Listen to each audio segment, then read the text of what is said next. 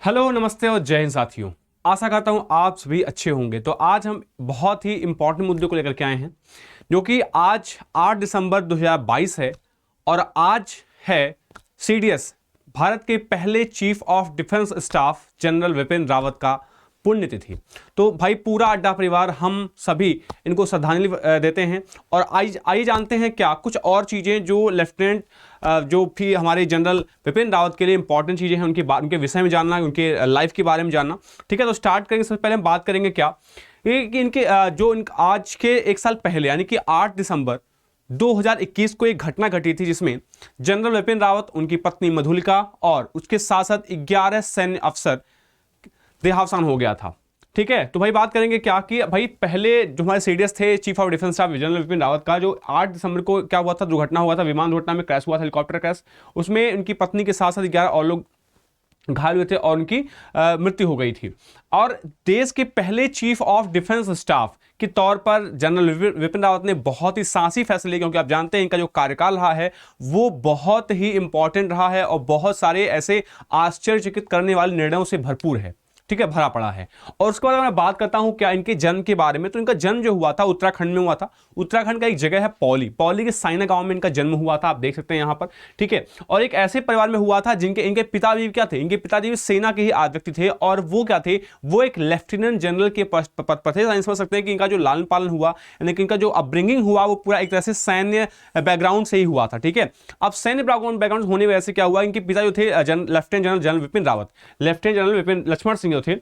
ठीक है, वो गढ़वाल के रहने वाले थे, उनका जन्म भी गढ़वाल में हुआ था और वहां पे गांव सैन गांव से थे। तो इनका जो पूरा ब्रिंगिंग हुआ ये गांव में न रह करके इनके पिता के साथ साथ ही हुआ था। और अगर मैं बात करता हूं इनके जो सैन्य जो इनका सेवा रहा, सैन्य सेवा रही है इनकी, तो सैन्य सेवा इनकी जो रही है वो इन्होंने एनडीए यानी कि एनडीए नेशनल डिफेंस एकेडमी से इन्होंने अपना जो है यूजी किया था, अंडर ग्रेजुएट किया था, वहां से इन्होंने सैन्य अकादमी से अपनी डिग्री हासिल की। और उसके बाद इन्हें स्वॉर्ड ऑफ ऑनर भी दिया जाता है, यानी कि जब आप एनडीए में जाते हैं स्वॉर्ड ऑफ ऑनर क्या होता है बताता हूं मैं, कि जो लड़का या जो भी जो कैडेट होता है, जो बेस्ट परफॉर्मर होता है पूरे साल का या फिर पूरे उस बैच का, उसे स्वॉर्ड ऑफ ऑनर दिया जाता है। उसमें एक तलवार होती है। ठीक है, और वो एक क्या पद है, गरिमा है। ठीक है, और वो जनरल विपिन रावत को मिला था। यानी कि समझ सकते हैं क्या, एक कहावत है पूत के पांव पालने में दिख जाते हैं। तो जाहिर सी बात है वहां से कुछ ना कुछ जो इनकी प्रतिभा थी, अद्वितीय प्रतिभाएं थी, वो सामने निकल के आ रही थी। अब उसके बाद क्या हुआ, वहां से इन्होंने सफर स्टार्ट किया और भारतीय सेना के सबसे ऊंचे पद पर पहुंचे, जनरल बने। और इनके लिए एक नया पद ही सृजन हुआ, किसका, सीडीएस का। अब सीडीएस का सृजन इसलिए हुआ था ताकि इंडियन आर्मी, नेवी, एयरफोर्स की सेनाएं हैं उनमें कॉपरेशन बिठाया जा सके, यानी कि जो उनकी ऑर्गेनाइजेशन है, जो उनका ऑपरेशन है, वो सही तरीके से सही मायने में कंडक्ट हो सके, उसमें कोई मैल फंक्शन ना होने पाए। उसके लिए जनरल विपिन रावत का पद चयन हुआ था सीडीएस। ठीक है, और सीडीएस के तौर पे पहले जो चीफ ऑफ डिफेंस स्टाफ थे वो कौन थे, जनरल विपिन रावत थे। और तो ये थी इनकी शॉर्ट इंट्रोडक्शन था इनके बारे में।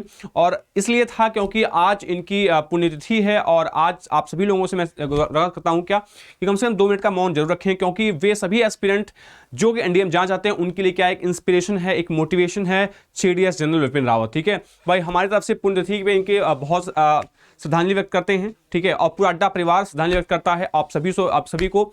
ठीक है, फ्यूचर में आगे बढ़ने की प्रेरणा देता है ये चीज। ठीक है, तो मिलते हैं भाई ऐसे नए वीडियोस के साथ। तो तब तक के लिए टाटा बाय बाय एंड जय हिंद।